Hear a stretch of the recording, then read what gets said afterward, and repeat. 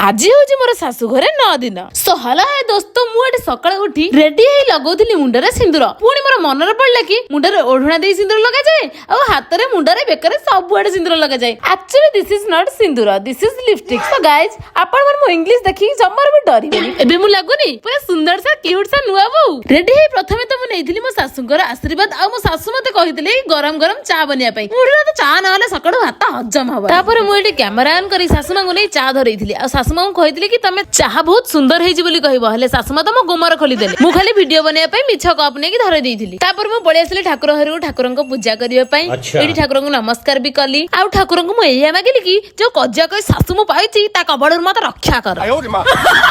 तापर मु पळे आसले रोसई घरु करिया पई रोसई। एठी थिले मो बडा जा तांको नै देइथिली मु खीर ग्लास माइक ना हण किछि काम करनी आइले दिन खाली बसिक रहउची मु सब काम कर। होलो झिया मु नुआ नुआ आइची बोल तते किछि कहू नै आइ नै किछि दिन जाऊ शुद्ध मूळ करी सब हिसाब रे भी तो कतरू।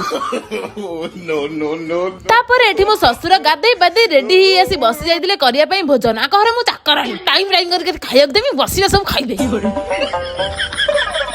हौ मु नुआ नुआ ने आइछ का किछि कहू नै किछि दिन जाऊ देखिबा मु का झिया का घर बहु मोरे सासु खंडी रोसई कला वाले कयो ओढना देई रोसई कर सही घरे भी बसी के खाली मते देखि दउछन।